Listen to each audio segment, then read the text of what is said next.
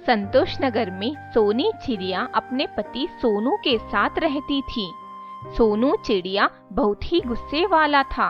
वो हर वक्त अपनी बीवी से लड़ाई करता था। हर एक बात को लेकर वो बुरा भला बोलता था।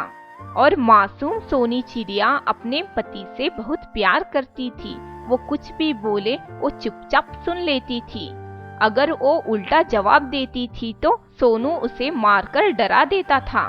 सुनिए जी, मैंने आपके लिए नाश्ता लगाया है, जल्दी आकर खा लीजिए, नहीं तो ठंडा हो जाएगा। ये क्या तुमने बर्तन अच्छी तरह से साफ नहीं किया है? जाओ, मुझे ये प्लेट में नहीं चाहिए, मैं अब नाश्ता नहीं करूँगा। सोनी डर के मारे सोनू को समझाकर दूसरी प्लेट लगाती है और सोनू कहता है कि क्या तुम्हारे मायके में तुम्हारी माँ भी ऐसी ही बर्तन धोती है? जैसी माँ वैसी ही बेटी है। मुझे तो तुमने फंसाकर शादी की है। चली जाओ यहाँ से, मुझे तुम्हारी सूरत नहीं देखनी है। जब से मेरी शादी तुमसे हुई है मेरा धंधा पानी सब चौपट हो गया है, पनौती कहीं की। मुझे अशुभ मत बोलिए जी, मैं अशुभ नहीं हूँ। हर एक लड़की अपने मायके से अपने पति के लिए अच्छे भावनाएं लाती है, कुछ सुंदर सपने लाती है।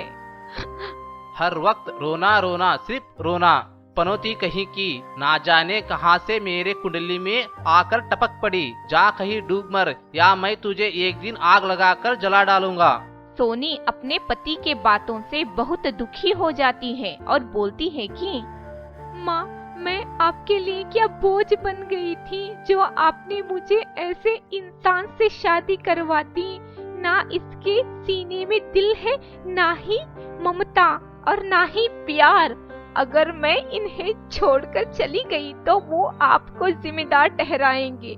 मैं करूँ तो क्या करूँ? इस आदमी को बदलना मुमकिन ही नहीं, नामुमकिन है। जब तक मेरी सांसें हैं ऐसे तैसे करके झेल लूंगी इस इंसान को, मगर उफ भी नहीं करूंगी। आज सोनी चिड़िया बहुत खुश होती है। आज सोनी के सास और ससुर आने वाले हैं। वो सोनी को अपनी बेटी की तरह मानते थे।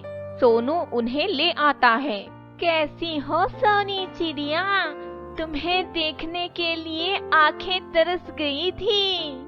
क्या हुआ सोनी बेटा, तुम उदास लग रही हो? मुझे यहाँ अकेले रहकर आदत हो गई है ससुर जी। आप दोनों के लिए मैंने स्वादिष्ट भोजन बनाए हैं, इसीलिए थोड़ी थकान महसूस हो रही है। माँ बाबूजी, आप अंदर चलिए। अभी तक मम्मी और पापा को अंदर नहीं ले गई क्या तुम्हारे? जाने दो, जाओ मम्मी और पापा के लिए नाश्ता ले आओ। चलिए मम्मी पापा। ए लीजिए ससुर जी, आपके लिए आलू पूरी और माँ जी के लिए गर्मा गर्म प्याज के पकोड़े चाय के साथ। अरे वाह, पकोड़े के खुशबू से मन प्रसन्न हो गया। मम्मी पापा, आप आराम से नाश्ता कीजिए, मैं काम पर निकलता हूँ। हाँ हाँ बेटा, तू आराम से काम पर चले जाना। सास ससुर के साथ सोनी चिड़िया के दिन बहुत अच्छे तरह से कट रहे थे। एक दिन सब साथ बैठकर खाना खा रहे होते हैं। अरे ये कैसी सब्जी बनाई है? इसमें तो नमक और मिर्ची भरी पड़ी है। ना जाने मेरे नसीब में अच्छा खाना कब खाने को मिलेगा। सोनू बेटा, ये सब्जी मैंने बनाई है। बहू को बुखार था, इसलिए आज की सारी सब्जियां मैंने बनाई हैं। सोनी, तुमने मेरी माँ को किचन का काम करने के लिए बोला? हर काम में काम चोर हो तुम। तुम्हें आराम करने के लिए माँ को ये बहाना बताई हो क्या? नहीं बेटा, बहू हमारी सेवा करके तो ही बीमार हुई है।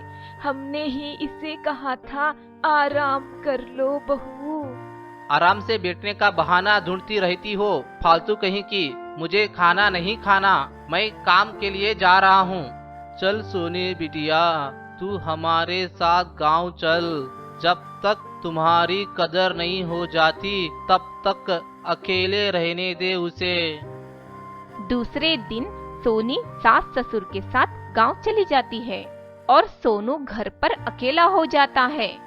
अब सोनू को घर का काम करके और अपना काम करने में नानी याद आ जाती है। सोनू मन ही मन ये सोचने लगता है कि अगर सोनी होती तो मैं काम पर जल्दी ही चला जाता था। मैंने गलती कर दी। आज ही जाकर सोनी को बुला के लाता हूँ और उससे माफी मांगता हूँ।